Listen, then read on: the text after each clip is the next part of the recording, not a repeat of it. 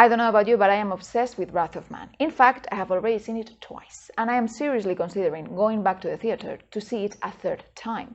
So you can expect a very positive review. And a juicy one, because I will be including some spoilers. Let's get started.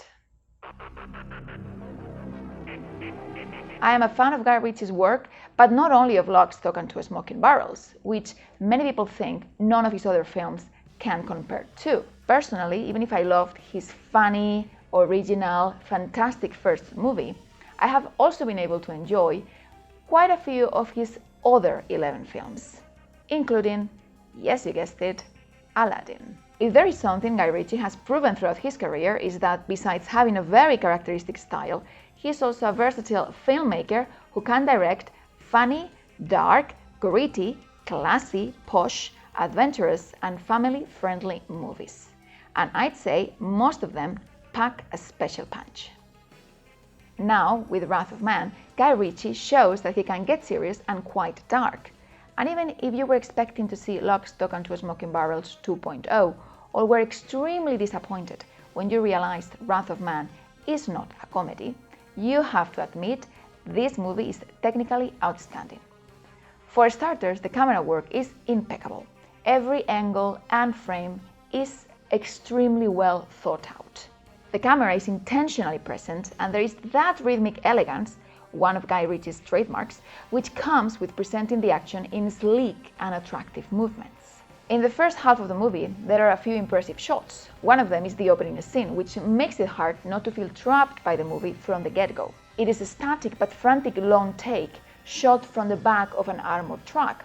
And we can't see much, but we know that whatever is going on out there is setting the whole thing in motion. The other sequence shot that showcases Ritchie's skills behind the camera is the one that starts with a conversation between two male characters in a car. We then follow one of the men into a building, and after a precise cut, are introduced to a relay walk that Statham ends up taking to the finish line with a bang. Well, 3 bangs, to be more exact. The excellent camera work looks the part thanks to Alan Stewart's cinematography. We are in Los Angeles, and Ritchie doesn't let sunny LA go to waste. In fact, most of the action takes place during the day, allowing the sunlight to take some heaviness away from the violence on screen. However, the landscape is filled with dark props, which contrast with the overwhelming brightness of the city. As for the indoor scenes, there may be some sunlight coming through the windows, but the dark furniture and heavy decor set the right mood for the dramatic conversations that unfold before our eyes. James Herbert's clever editing makes the most of Ritchie's direction and Stewart's cinematography. The time jumps pump up the rhythm and keep us alert. The editing also maximizes the presence of Chris Benstead's soundtrack, which is the pulse of the story, the steady and constant beat that will reel you in from the start. And even when the movie is over, you will feel the double bass and cello pulsing in your eardrums. Benstead's experience in sound mixing and editing definitely shows in the movie score, as he also introduces synthetic elements that enhance Wrath of Man's aggressiveness and violence. If the soundtrack is the pulse of Wrath of Man, Jason Statham is the heart and muscle of the movie. We knew he could do comedy and action, and now we know he can also play more serious roles. He looks so convincingly hurt that even though he plays a criminal, we can't help but root for H in his quest for revenge. And let's be honest, the fact that every frame looks better with Statham in it also helps to overlook his character's wrongful actions. The first half of the movie is up there thanks to Jason Statham, who pushes the whole action forward. That is why when in the second half we are introduced to the robbers, the movie loses some energy.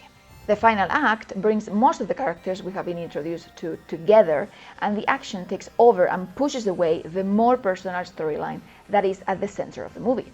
To top it off, Statham goes from stylishly and coolly shooting his victims to getting his hands literally dirty. There is no room for the elegance and sleekness of the first 2 acts here, and the action gets messy, chaotic, and quick as lightning. Wrath of Man is a remake of the French film Le Convoyeur, and you may be wondering which version of the same story is the better one. Well, I love French movies, and I liked Wrath of Man so much, I was curious to see how similar the remake was to the original, and whether it could be better than Ritchie's version. My final verdict? Let's put it this way. I couldn't be happier Le Convoyeur inspired Ritchie to make Wrath of Man, but I wouldn't watch it again. Did I enjoy it? Yes, I did. Is it worth watching? Definitely, mainly because of everything that goes on during the heist. Simply mind-blowing. Is it better than Wrath of Man? No, it's not. As much as I loved Dupontel's performance in Le Convoyeur, I'm afraid the editing, direction, and character development are far from impressive. However superior the remake is to the original, there are still a couple of things about Wrath of Man that really bother me. The first one being that the movie was a solid 10 until the antagonist, H.S. Son's killer, comes into the picture. Played by Scott Eastwood, this character is completely out of place. His demeanor, his facial expressions, his body language, it is all wrong. And that hand move after killing his boss belongs in a perfume ad from the 90s. Worst of all, even if I believe Scott Eastwood is not a very good actor, I can't blame him for his infuriating performance in Wrath of Man. I guess it was Ritchie's final call to give him the role, and I guess it was Ritchie's instructions, the ones Eastwood followed during filming. And after all, the writers gave his character no depth whatsoever and made him stand out from the rest of the men in his team for the wrong reasons, making you wonder why they even trusted him in the first place. Eastwood's performance feels even more out of place if we consider how convincing the rest of the cast is.